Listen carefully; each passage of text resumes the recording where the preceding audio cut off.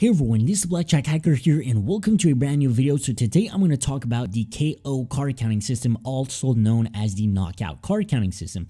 This is actually a really easy and effective card counting system. It's, I would say, as effective as the classic high-low card counting system, and it's actually easier in my opinion. So in this video I'm going to explain you exactly what is this card counting system, how to use it, and actually how to apply it in online casinos or in real life casinos. So once again, make sure you drop a like and subscribe for more blackjack tips and tricks. And without further ado, let's get right into it. So what exactly is the KO system?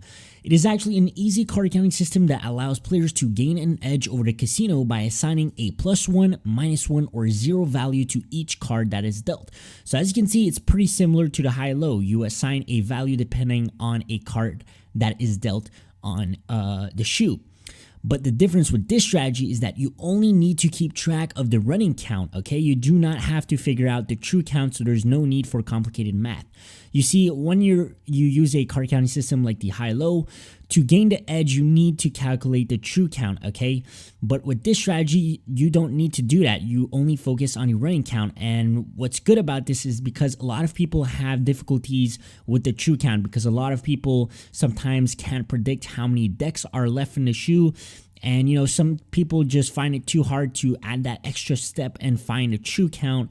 And it's just it mixes them up into the count. So I mean, a strategy like this would really help out people. By the way, if you guys do not know what the true count is, usually the true count is to calculate the running count divided by the number of decks remaining.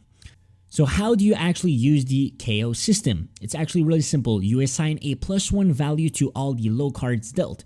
Now don't get this mixed up with the high-low, okay? Because in the high-low, the low cards are considered 2 through 6, but for this strategy, the low cards are considered 2 through 7. So every time you see a number 7 being dealt in the shoe, you consider that as a low card and add +1, okay?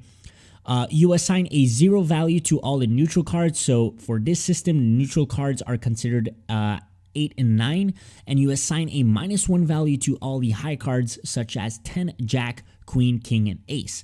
And also a really important rule to respect when you're using this system is to know how many decks you're playing with, okay? Because depending on the number of decks you're playing with, it's gonna you're gonna have a different starting running count. So if you're playing with a 1-deck game, your running count starts at 0. If you're playing with 2 decks, your running count starts at -4. If you're playing with a 6-deck game, your running count starts at -20. And if you're playing with a 8-deck game, your running count starts at -28. So I'm going to actually go into whiteboard and just show you guys a bit how the system works, because, you know, a lot of people sometimes get confused when I just show it through the PowerPoint. So I'd rather just go into online whiteboard and really explain to you guys exactly if you were in game, how you would calculate the running count and how you would use this system. Alright guys, so we're on the online whiteboard right now. So this is a screenshot of an online casino, so I'm going to use this as an example. Remember guys, every time you start counting cards, you need to make sure that it's the first hand of the shoe, or else your card counting won't work, okay? So remember that. So as you can see, this is the first hand of the shoe, because as you can see here, the tray is empty. So you can confirm that it is now you are now able to count this deck, okay? So let's just analyze, okay? The first card over here is an ace, so you would count a -1 value, okay, since it's a high card. The next card over here is a 2. A 2 is a low card, so you would add +1 to the count. So right now, your total running count would be at 0, right? Simple math, because you do -1 + 1, which equals to 0. Now let's go to these cards over here. So as you can see, the next card is a 6. So a 6 is a low card, so you'd add +1. A 9 is a neutral card, so you do 0. So now your total running count is +1, right guys? Because remember that before it was at 0, and now you added a +1 since there was a low card here. And over here, the last card we can see over here is 7. And 7 for this strategy is considered as a low card, so you would add +1 to the count.